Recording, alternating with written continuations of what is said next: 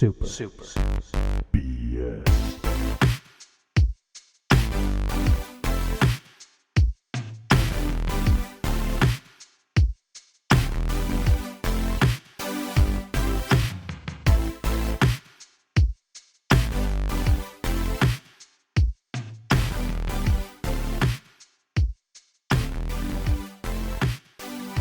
Awesome. Hey, how y'all doodling? This is Branky Boy Brian, your brosif, here with ya, and I'm joined by... What up? Janky Jankerson. That's... Of course. It's never going to die, man. It's never going to die. You started... You created this monster. It's I didn't create it. I just called myself Brank. That's my handle. This is yeah, you know. My handle when I can get it. Well, anyways, we're recording. We always record a little bit before we put this up, like a day or two. So hopefully there's not been any crazy gaming news. But how was your 4th, man? Because we're recording this right after. It was good. Just was in town with you guys, hanging out. Saw you and Kevin and Big Dog and everyone. I'm back here. First fourth in Texas. You know, we got to play with some of the.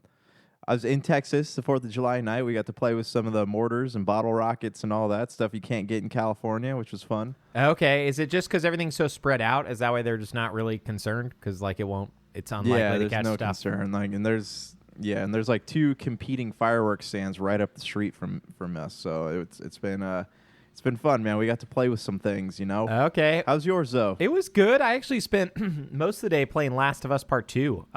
California, there's a lot of things closed right now. So we just stayed inside and played a lot of Last of Us. I played probably 6 hours on the 4th and probably another 6 or 7 hours yesterday. Maybe less than that, but it was... You finish? I did finish it. And I want to talk to you about that soon, but... Before we get into Last of Us, I want to know what you've been playing, because I know you've been doing some older stuff, and I want to talk about those sweet old games that I used to love. All right, so update on Quantum Break. It actually is a lot. You can do a lot more in it than I originally thought. Does it ever get better? It does. So you get more time powers as it goes on. So you can create a shield a time shield they call it, and you can do this thing where you run through time at enemies and you just hit them. You open time portals, I guess they are, and you just hit them and they go flying, and it's got some cool stuff. My thing I don't like, and I'm probably going to be adding on to this list as I go through the game. I don't like having the switch between you play a level, you play an act, and then you have to watch a 30-minute show. Oh wow, that's a lot of commitment. It's not even a cinematic, though. It's like a real filmed show with real actors in it. Yeah, you knew that was there, though, right? Because that was always part of the thing. I did, but I didn't think they were 30 minutes. I thought they were 10, 15 minutes tops. Oh, but this is a legit thing. I think the show is 80 gigs if you just download the show. Because I remember you have the option just to stream it or download it. So yeah, I was streaming. It's crazy. Yeah. I mean, how is the show? It is.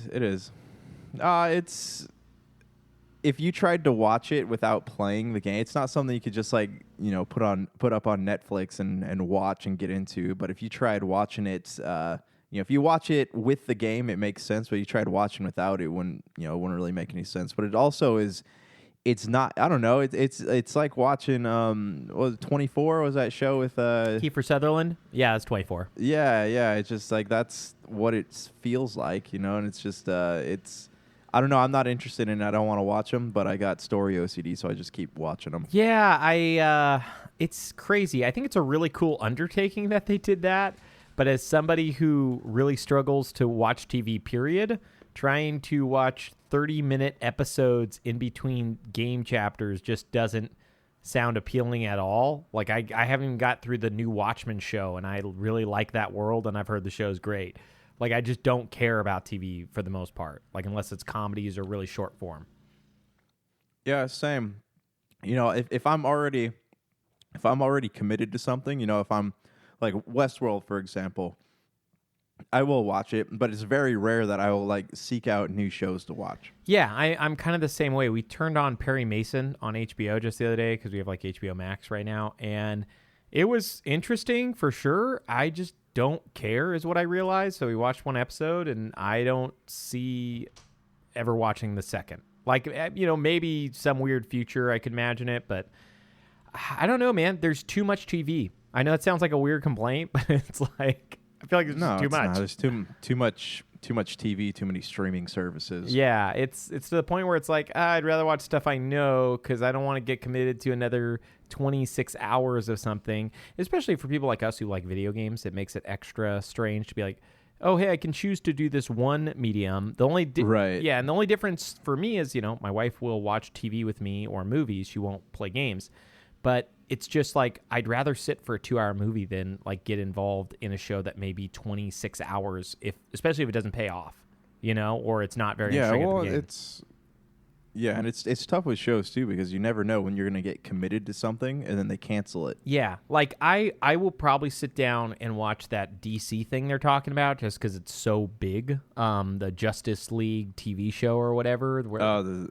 The Zack Snyder cut. Yeah. Like, I'll probably sit down and watch that because I know it's a mini-series short form, and I generally like those. Like Westworld, you mentioned. I watched the whole first season. I dug it. The second one, I fell off.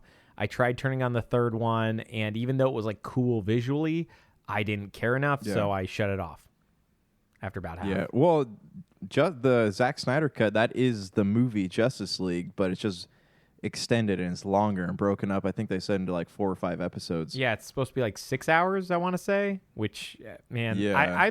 I thought the movie was entertaining, but anyways, we could talk about movies all day. You been playing anything else besides Quantum Break? Oh, yeah. So I picked up Xenoblade Chronicles Definitive Edition on Switch. How is that? It's good. I mean, it's a typical it looks like a Nintendo game. Okay. It looks better than the original one did, like the one that came out on Wii. It looks a lot better than that, and it's nice not to have to do motion controllers to play it. Yeah. But I don't know. It's one of those games where you can play, and it's an easy game. You don't feel the stress of having to sit there and find out what happens next. So it's been fun that I've been able to play for an hour, turn it off, play something else, come back to it a few days later. It's nice. It's fun. It's I don't know how else to describe it. It's enjoyable. They didn't really, there's not really anything that's updated or fixed except the way the game looks and the color. Obviously, some of the color palettes in the game have changed. But it's a good game. It's fun. I don't know if I'm going to be finishing it right away, but it's 100 hours, man. It's a long. It's a really long game. Yeah, and then. Oh, go ahead. Yeah. Oh no, I was going to say, and then other than that, I've just been traveling, so I bought Borderlands again on Switch. Man. You can't stop yourself, huh? I know, I can't help it, man. I played that, and then I've been playing Spyro on Switch. So Spyro on Switch. It bothers me that they only have the first world on the cartridge. You have to download the rest of the game. What's the point? Oh, really? Okay, I bought it digitally because all of those games, like the Borderlands games, all of them, buying the cartridge is essentially pointless because they didn't put it all on there. So I just buy them all digitally when I buy those things because what's the value of having this cartridge that probably you can't even resell, I would imagine, because you probably have a code that gives you the rest of the game. So you would essentially be reselling a game out of a trilogy. I don't know who would want that, maybe $5 or something. So for me, I didn't get it. But I have Spyro. I think it's really fun, especially the first game. It is. First game's really, really good. So my one complaint about Spyro on Switch is that the joysticks feel off to me. So I'm so used to playing on the PlayStation, and I played on Xbox One. Yeah. The joysticks on the Joy-Cons are so close to the actual controller, they're when they're not tall. Yeah. They're very small. Yeah, they were worried about them breaking so it's off. Yeah, I got you. I know exactly what you mean. Yeah, so I want to do the thing, where you chase the guy with the egg and he goes, ha, ha, ha, and he laughs at you and he carries the egg around. Anytime I'm doing that, I'm finding that my finger is slipping off of the joystick because I can't do that power grip that I would normally do. So I understand that complaint, but that is the magic of the Switch is they released their Pro controller, which I'm so happy I bought day one because I don't know if I'd ever buy it again. It's so expensive. But it is just probably one of the best controllers. It's hard. All three of the consoles have great controllers right now, so it's kind of hard to say one of the best. But it is really good. But yeah, I find that when I'm playing Spyro handheld, I definitely like playing games handheld. It's just difficult. It's a different thing. Like if I like a game enough, like Zelda or any of the other ones, I'll just play it. You know what I mean? I'll just suffer through it if it's not like perfect. But the second you put it on the TV and play it with the Pro controller, you're essentially only Game losing changer. out. Yeah, you're essentially only losing out some fidelity. Otherwise, it's like perfect. Right. It sounds like you've actually been playing a ton. How's Borderlands hold up on Switch? It's all right. I'm on the first one, so I don't. I mean, chances are I probably won't get to 2 or pre-sequel or whatever, but it's all right. It's like it again. Like it just the layout of the Joy-Cons is a lot different from the controller, so it takes a lot of getting used to. Yeah. And just because there's so much happening on the screen in a Borderlands game, I'm finding that playing it on handheld, I have to actually pull the Switch screen up to my face so that I can see everything. Oh, man. Okay, that is rough. I feel like some games have handled that well, but honestly, I haven't played a first-person shooter on Switch that I've liked yet, so Right. I'm curious if that exists, if it's just a bad console for that, or if it's just because handheld is just difficult to do first-person shooters. Like, to be fair, I never liked any of the first-person shooters on Vita or 3DS. It's just tricky. That big screen really helps a lot when you're playing those on top of good controllers. Have you played anything else before I talk about just the 2 things that I've been... No, that's it, man. Just been traveling, playing some Switch games. What do you got going on? So I played I played a lot of stuff, but the 2 that I will talk about today are Ringfit Adventures, which I finally found a copy. It took forever to find a copy during this quarantine. Do you know what this game is? Yeah, I heard about that. I know it's like a game. You have the ring and you play different games with it, right? Is that kind of? So there's a story mode with RPG like stuff. It's kind of like an exercise product. So it comes with like a ring, which is like a yoga ring or something. I'm not too familiar with it. And you put one of the Joy-Cons in that, and then you have like a leg, not brace, but a leg attachment that attaches to your leg. I don't even know what to call it. And you put a Joy-Con in that, and those IR sensors allow the game to know when you're doing like movements. So in the main game, it's a narrow path. You just essentially move your legs up and down to move. You can use the ring to shoot things and to collect coins. And then when you get into battle, the way you fight enemies is by doing certain like workout routines. So you'll do like 10 to 15 sets. So it's pretty fun. I've actually only got to turn it on once because it's kind of hot in my apartment. So it's kind of been like, oh, this doesn't sound good in the heat. Wait. So if you are getting attacked by an enemy with a sword, you do 10 push-ups and they like fall on it? How does that work? So, okay, these enemies don't have swords. They're all like Pokemon-looking monsters, and they just run up and jump on you. But to block, you have to push the ring into your stomach like an ab press, and that will help like minimize the damage. It like comes up on the screen like armor. But to attack, you do these different like routines, and then it will just do an attack. And there's quite a bit to it. I mean, we've only just begun it. My wife and I have kind of been taking turns because it's pretty fun, but it's also like a pretty decent workout, honestly. Like I felt sore by like 30 minutes in. They also have like a heart sensor on the red Joy-Con, which I didn't know about. I have the neon one, so I think it's I don't remember, left or right. One of them has an IR sensor that can track your heartbeat, so that was kind of neat. You can do that after every level to like check that out. But you should look into it. It's really hard to find new. It's still selling out all the time, but it's finally started to come back in stock in the last couple weeks. And then I have played what we talked about, Last of Us Part 2. It's super new, so I don't really want to say too much. It's definitely in my top 10 games of this generation. That's some high praise. Oh, yeah, man. I mean, considering that this generation has had like Witcher 3, Breath of the Wild, Super Mario Odyssey, Assassin's Creed Odyssey, God of War, Resident Evil 2. Yeah, I mean, I was thinking about when I just finished, I was like, maybe it's even in my top 5, but I don't know because it's incredible. It's very few things are done like it. You can see the money oozing. It's almost like, did you play Red Dead Redemption 2? No. Okay. Red Dead Redemption 2, you can also see the money oozing. The problem is they were so interested in like kind of the feel of the world that they didn't care about the fun of playing it. So Red Dead, everything that you would imagine in real life would take 5 minutes, takes like way longer than you would expect a game to make it take. Skinning, it's going to take like 20 seconds, it felt like. To go to a place, you got to ride your horse. Your horse has a stamina meter. To save, you have to then ride back to the camp to then save. And it's really neat in concept and theory, but unless you have like 3 to 4 hours at a time to play it, you're going to make no progress.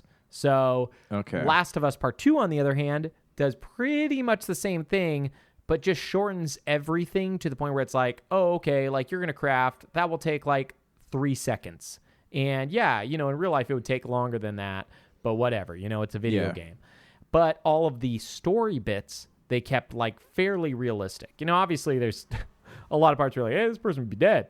But, like it's realistic enough, and the story is so mesmerizing. Like you just want to get to the end. I'm trying to think the last time I felt this way about just a story. Like there have been games I wanted to see the end of the story, like Resident Evil 2, Mortal Kombat 11, lots of other games where like, oh, I really enjoyed the story. I want to find, what happens at the end. But maybe since the first Last of Us, the most compelling thing has been like, wow, I want to know what happens. Like, this is why I'm playing, is I've got, the story chunks are incredible. And we were talking about this a little bit off the air, but it's made me actually go back to Uncharted 4, because I remember that's kind of what I liked about that game too, was I thought the story was really neat, and I didn't actually like the gameplay. But you have some experience with the Uncharted series at least, right? I do, yeah. I've played them all. Which is your favorite? My favorite is 2. Yeah, same. I played 2 and beat it. I played 1 and beat it, and then 3 is where they started to lose me. So I played half of 3, and 3 was just, there was so much happening in 3. There's gunfight after gunfight, not much of a story. I really did like 4 a lot, but this might make me unpopular, but I was actually a huge fan of Lost Legacies. Like I thought that world from the perspective of these two off characters was actually pretty interesting. I've heard a lot of people say Lost Legacy is maybe one of the better Uncharted's. I think, 4, I haven't got to the end. I do plan on playing. I got halfway originally when it came out and then shut it off, and I'm just jumping back in at my old save because most stories easy enough to follow, even as interesting as it is, and I don't want to play another 10 hours or whatever I had already gone through. Yeah, of course. But yeah, it's I just wanted to play another game that's compelling. The problem I find with the Uncharted games compared to Last of Us is Last of Us is, it's still floaty in a lot of ways, and it's still not perfect. The gunplay is still not great. There's a lot of other issues. Compared to Uncharted, it feels like you're playing like a night and day game. Like Uncharted, I don't remember 4 enough. I'm going to go back to it. But my memory of 2 and 3 was like mostly disliking the combat, mostly disliking fighting, like thinking like, wow, this is bad. Like, I guess I'll put up with this to get to the story chunks. And to get through. It's very clunky. It's like I was saying with Alan Wake, right? You never know if you're going to leap into a wall or off a ravine. Like, it's very clunky. Yeah, so Last of Us Part 2, you can tell with the time and money put in, like, I never experienced any, or I can't say, there was one experience, but I rarely experienced parts where I didn't know what I was doing. Like, it was they telegraphed everything very well in the game to the point where it's like, okay, it's not so simple. There's no arrows. There's no mini-map. There's nothing guiding you, but you still kind of know logically, like, oh, okay, I can jump here. And there are places where you can go off the path and go to another path and skip stuff, and I almost did that, and I had to look that up because I was like, I don't want to miss anything. I enjoy this game. I want to get as many skill points and weapon upgrades as I can. But yeah, that happened very few times. Most of the time, it's pretty easy to tell, like, oh, okay, if I go here, I'm progressing the story, so I want to go check around and see if there's anything else I missed. I can't recommend that game enough, and honestly, like, we're going to talk about summer games in our like news / topic section, but I can't imagine any game this year, unless Cyberpunk actually comes out, I can't imagine any game this year topping Last of Us Part 2. I definitely liked it more than Final Fantasy VII Remake. Yeah, I mean, I just don't Some- see anything else being that good. This year, right? We're talking. Yeah. Oh, like, yeah. I'm talking January. 2020. Yeah, I'm talking about one of Oh, the dang, man! I mean, weaker that's- years in games, but like a still. I mean, there's still been a lot of good stuff. Like even being a weird. We'll have to. Oh, go ahead. Yeah. No. I mean, I was gonna say we're gonna have to revisit this in January because, like, you do have.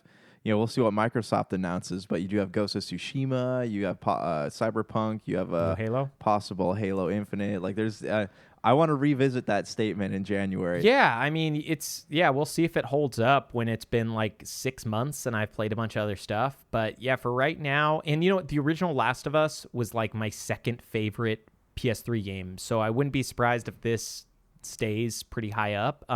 But yeah, if Cyberpunk launches, it's unlikely that I won't like that more. I like that gameplay style more. But we've talked about that already, and I'm not sure if that will actually make it out this year. Yeah. Anything else you want to talk about in this games we've been playing before we get to the overall theme? No, I am incredibly so. Thanks to you and Dr. Donna, I am like sold on getting Resident Evil. So next time I'm out at the game store, I'm gonna pick up Resident Evil 7. Like I'm intrigued. Yeah, I loved it. I still think I like 2 more because 7 is so scary. Donna hasn't played 2 yet, so we'll see what he thinks. But yeah, I like 7 a lot. It is so scary, though. I haven't actually wanted to go back yet because it's like just hard to play levels of scariness. Like, is it scarier than the first Dead Space? Yeah, I played some Dead Space 1. I definitely felt that game was pretty terrifying. But yeah, just the first person perspective alone makes this one, and they have a lot of ambient noises pretty much everywhere. Yeah, that creaking noises in a house. Most of the game you're alone. Like, yeah, or most of the intro. I've only played an hour. I think the whole game's 10, and it's like 10 hours. And I don't know if I could do it. But Super BS. Yeah, I want to talk about, we've had like a weird year. I think the smallest thing people could say is it's been a strange year. So I want to talk about the summer in gaming because, E3 got canceled this year. So between the releases and all of the conferences being spread out over a 3-month period and some conferences just not happening anymore, I just kind of want to go through the big 3 and talk about their year and then maybe some of the offshoots of those. Which of the big 3 you want to talk about first? Nintendo, Microsoft, Sony. Or I mean Stadia, sorry, the big 3. Microsoft, Stadia, Nintendo. Apple games. Stadia, Atari's new virtual console. Man, which of the big 3 do you want to talk about? Now, I'm still amazed that Stadia exists. That thing is... Well, they're like having a hard time giving it away. So I mean, it's if it survives to next year, like through next year, I think it will survive to next year. But because it's technically this is the first year it's been out. Last year was pre-orders, like early access console. Like I think it launched in March of this year, or some horrible timing for it. Well, yeah, a lot of people liked the idea of the Stadia, but then again, they're like, I'd rather just play it on my console. Yeah, I'd rather not spend $60 for a license for something that may disappear in a year and isn't even the best way to play that game because you can't download it. So anyway, so about the big 3, which of the 3 do you want to talk about? Well, let's talk about PlayStation for a minute because they've actually done their spiel. Yeah. What do you think about their conference first? Let's go on to that. We brushed on it.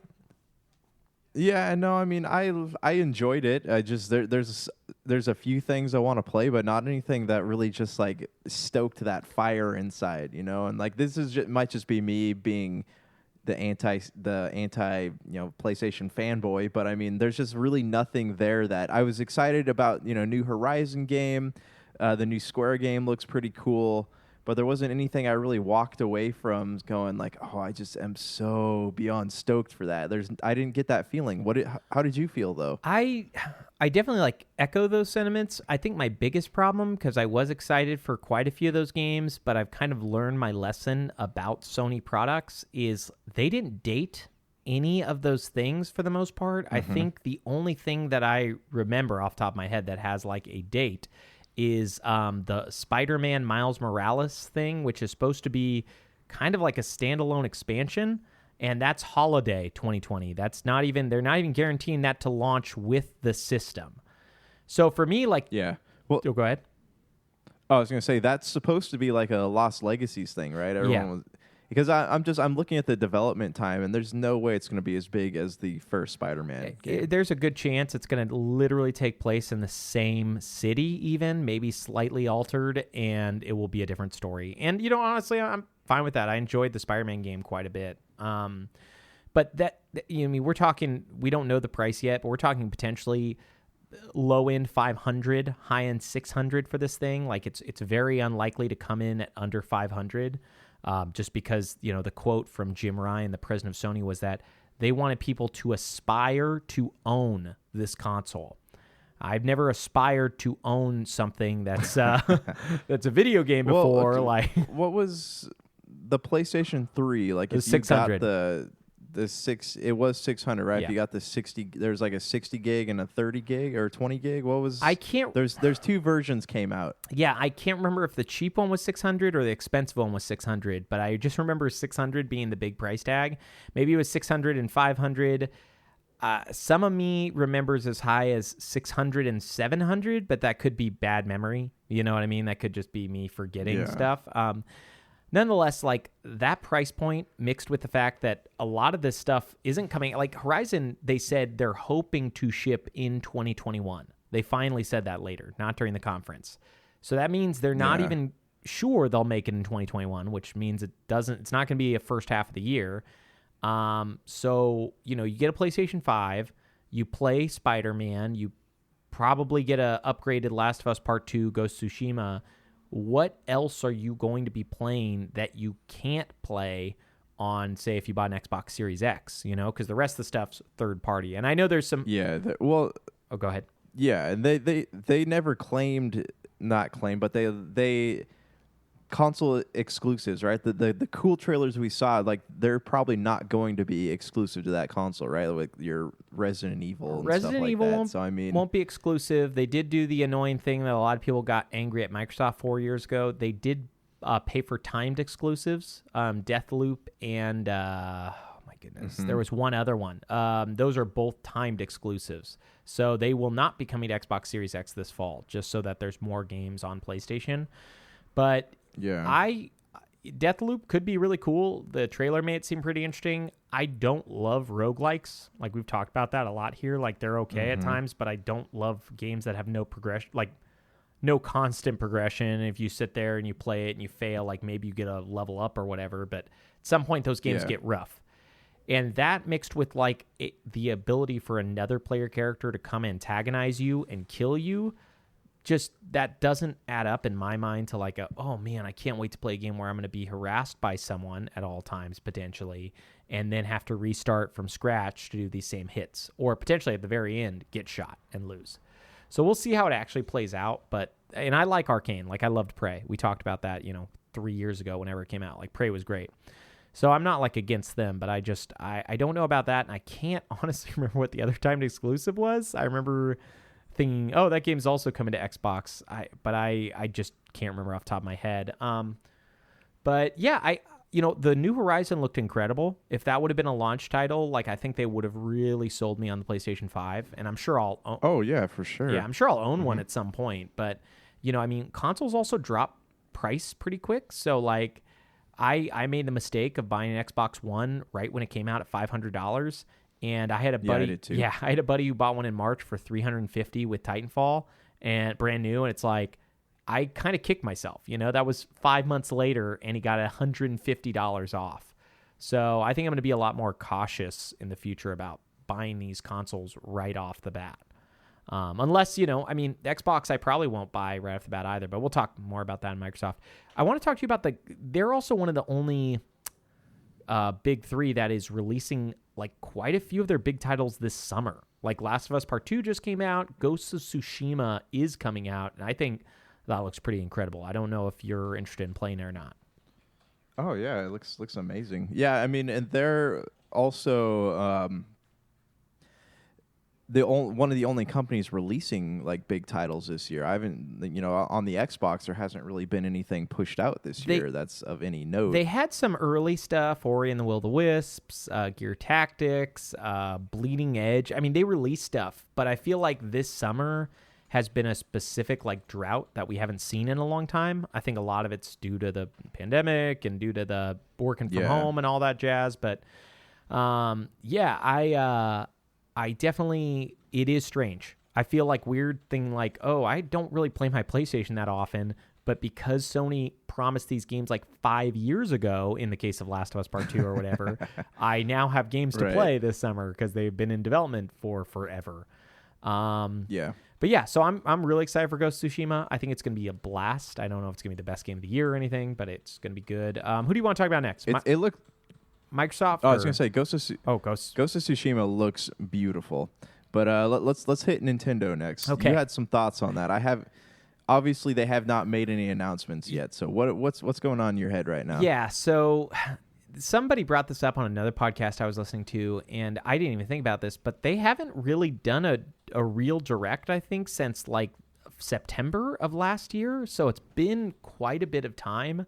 I think there was like a small direct here or there, but I can't remember. Nothing of they like... did a Pokemon thing, right? Yeah, they've done a couple Pokemon directs, but I think they even had like a small direct that maybe was just indie games earlier on this year. But they've been really quiet. They were quiet before the pandemic. They're now extremely quiet.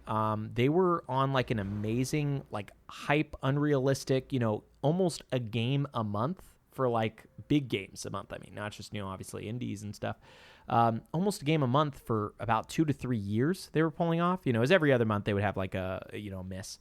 And then this year came and, they released their Animal Crossing in late March, and they released Xenoblade in May. And we're going to get Paper Mario in July, so every other month we're still getting something. But after Paper Mario, which is 2 weeks away, they don't have any games outside of Pokemon Snap, which I'm not 100% sure that Nintendo owns the Pokemon company. Pretty positive they actually don't. So Nintendo has no first-party games, outside of the rumored Mario remasters, which we won't see. We haven't got any confirmation on that. So I'm sorry, I just did a quick Google search, and it looks like there's something planned for July, but there's no like date on it. For Nintendo? For Nintendo, yeah. It says Nintendo Direct July 2020, first true Switch Direct in almost a year is coming soon. So I think those could be like a rumor, YouTube, like one of those things, because they had talked about that previous when I think I mentioned on here, like Metroid Prime Trilogy remake was supposed to happen in June. And so what they did say was they were not going to do an E3 Direct in June. So I don't know if that means that they're going to do one again or what the plan is. I don't know if they're scrambling. But out of the three, I honestly think they're in, like, this sounds weird to say because I think the Switch is such a great console and they had like an amazing first year, and the other 2 years after were at least decent. I think the worst you could say was decent. I think they are just in the worst position out of the three. Not financially, mind you. I don't know if you read the numbers for Animal Crossing because Animal Crossing sold like stupid numbers this year. I don't know what I want to say. Well, let's, we've got the internet at our disposal. Let's just check. Any thoughts though about like Nintendo's position in terms of like what's happening? Yeah, well, they have to put something out for the holiday season. Yeah. Like I have no doubt we're going to hear something about something coming out for the holiday season. I don't know what it is. I just read that the Breath of the Wild 2 voice acting parts are done. But I don't know how far that game is into development. Then we keep hearing rumors about the Metroid trilogy or a new Metroid game, but it's been pretty stagnant on that front. I don't know. Like I feel like they have to put something out for holidays that's going to be competitive, at least with the new consoles coming out. But I don't know what it is, and so like I'm not nervous about it, but I feel like it's a matter of time before they have to say something. I mean, you say that, man, but like I just looked up the Animal Crossing numbers. So Last of Us Part 2, which did really, really well for Sony, I want to say it sold 4 million in its first week, which is very, very incredible, right? Okay. Now, Animal Crossing, which, is probably a fairly hyped game, but, I wouldn't consider like Last of Us Part 2 level of hype. This was in May, was when this was released. They sold 13.41 million copies. Very few games sell above 10 million copies anymore. That's just a really, really hard thing to do. I mean, there are quite a few, but not like every game. Not every game selling 10 million copies. Yeah. And the fact they sold 13.4, like they're probably well above that, because that was, I want to say, still the time where it was hard to find a Switch and the game. Like I know Switches have just come in stock again. So, yeah, I mean, we say that they need to do something for this holiday. Like, oh, they need this, they need that.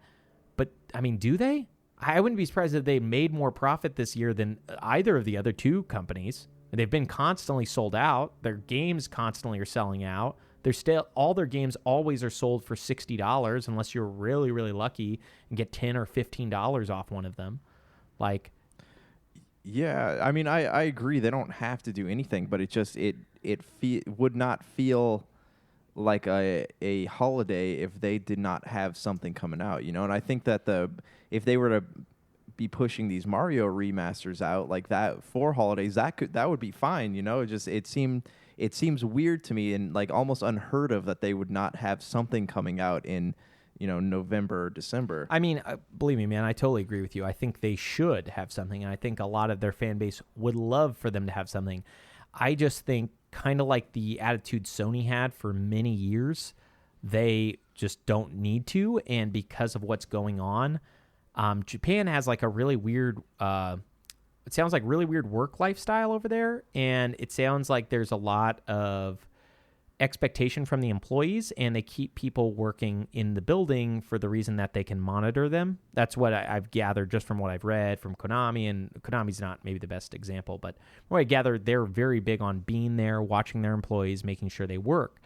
So when you switch to a work from home style and you don't have that, I don't know how they restructured that. Like, I don't know if they make every employee buy a camera, or if they give every employee a camera and that employee has to film themselves working all day. But yeah, I wouldn't be surprised. We're talking about like Japan, which is, has very different ideas of standards and practices. And one of the reasons why a lot of their games are really incredible is they're really very excellent at their craft when they do build stuff. But yeah, man, I mean, right, yeah. I could imagine like, the crazy thing is, like, we haven't seen them announce much stuff, but a lot of their stuff should have already been in far development. I could imagine Nintendo and Sony specifically being, like, in terms of releases, being decimated in 2021. Like, I think 2020 is still going to be a pretty good year for games, even with all the stuff that happened. But I think the 2021 games are where we're going to see a lot of things suffer. The idea of, like, oh, hey, we were halfway through this and then we got pushed work from home. Like, how are they going to keep that type of stuff going? But yeah, man, I'm really hoping I'm wrong. I'm hoping there's a July Direct. I would love to hear some Nintendo news. It's probably out of the three, maybe my favorite because I have the most nostalgia for them, but they've biffed it hard for like, even the Wii, which had some great games, was not a great console all in all. And Switch is their best console I think they've had in, probably since the N64. I haven't enjoyed a console this much. Yep. It's very accessible for everybody of all ages, all generations. I think that's where they really like hit the nail on the head for this one. Yeah, and there's obviously lots of growth. Like, we talked about this a stupid amount on the show, but like, they needed Virtual Console. They didn't care about that. There was a lot of things they could have done to make it better, but they've done a overall decent job. Like, as much as I'd still love my Virtual Console purchases, and I was crying about that the first year, it's like, whatever. Honestly, the company we're going to talk about next has been the best when it comes to digital rights management so far, but they also are in the weirdest place, Microsoft. So it was just announced today that July 23rd is when they're going to be doing their big first-party showcase. And then July 26th, there was an announcement that I forgot how many demos. Was it 60? There were a lot of playable demos that you'd be able to play, like coming out on the 26th. Yeah, on the 26th, it was like betas essentially. Like, they wanted to give people the same experience that they would get by going to E3. Let me see what the that's exact. awesome. Oh yeah, it was really really neat. Try over 60 demos. Yes, Xbox Summer Games Fest good. to allow players to try over 60 demos. It doesn't really say what they all are, but Skatebird's on there, but lots of different stuff. Good for them, man. That's awesome. Oh yeah, I think Microsoft is making all the right moves, but I think the problem that they're going to struggle with, beyond the fact that like Sony has like the first party stuff going on, is that like a lot of people don't. They're PC. There are a lot of PC enthusiasts out there who keep saying like, "Oh well, I own a PC. Why should I buy an Xbox Series X?" And honestly, like, if you spend $800 on a PC, you don't really need to. If you have a Windows PC, like, you don't need that. That's not who it's for. It's kind of for like maybe the yous and me's of the world who, we own computers. You, I think, also own an Apple computer. I do too. And I can't really PC game, and I'm not interested in getting into that world. And I'd rather have something that sits under my TV that plays games and always works, and I don't have to worry about modding and all the props. Mm-hmm. I don't want to have to sit at a desk. I like being able to sit on my couch, kick my feet up. Yeah. Sit back, play. I don't know. I'm a casual gamer though. I'm not like, I know PC. If you're investing in a PC for gaming, like you're really hardcore about it. Yeah, and I get those critiques. Like, I understand those people, and I don't think their points aren't valid. But for me, I personally think that, like, I'm stoked on the Series X. I don't know if I'm going to buy it right off the bat. I have heard that it's going to be significantly cheaper than the PS5. So, like, for me, that's already, like, a big selling point. It's a big selling, right? Yeah. Right. If I buy any of them at launch, it will be the Series X, just because I want to play Halo. I want to play Halo Infinite. I love that series, and it will bring me back to it time and time again. But I also, I'm more of an Xbox fan than I am PlayStation, and that's the thing that I've always purchased an Xbox first, and then the PlayStation, and then whatever happens next. But to me, like my gaming is in Microsoft stuff. Yeah, I think if they handled things differently, I think I would have maybe felt differently, because I started with a PS2, and then I got a GameCube, and then I got an original Xbox. And the next consoles came out, I got a 360 because it came out first and was a lot cheaper, and I got a PS3. And then with the Xbox One, I liked my 360 so much that I went to the Xbox One next. Then I got a PS4, even though the price difference would have made me think about going the other way. Also, I love the Xbox controller. I think it was, at that time, the asymmetrical sticks is still like the best decision they've ever made. I find it the most comfortable. But yeah, for me, the biggest draw for the Series X is the fact that, like, one, it's probably going to be cheaper, but even if it was same price, like, they have guaranteed backwards compatibility for the entirety of the Xbox One and every 360 and original Xbox game that is backwards compatible on the Xbox One. So they didn't say it's going to be every game ever on all their consoles, but it's all the ones that are backwards compatible today. And they're upgrading a lot of those games, a lot of the biggest ones. So for me, it's like, okay, so I get to keep all of my old games working well. Mm-hmm. And I just, whenever I want to upgrade to a Series X, I do that, and then everything looks better. Kind of like how the Xbox One X was for me. So yeah, you don't have to go back and rebuy things. And that's something where Microsoft has always exceeded Sony, is in backwards compatibility. Oh, yeah. I mean, it was... well, we can't say always. The 360 compared to the original launch PS3 was not as good. Like, the original 360 played, I want to say, like 60% of original Xbox games, or like maybe even lower, because I remember looking up the list and seeing like, oh, they're missing some of my old favorites. The original PS3, I don't know if it was 100%, but it was like 90% PS2 and PS1 games. So it was incredible. Oh, okay. But the problem was they put an entire PS2, PS1 in there, like a PS2 essentially, because that plays PS1 games, which raised their price, and that's why they dropped it off future PS3s. That's why all PS3s in the future did that.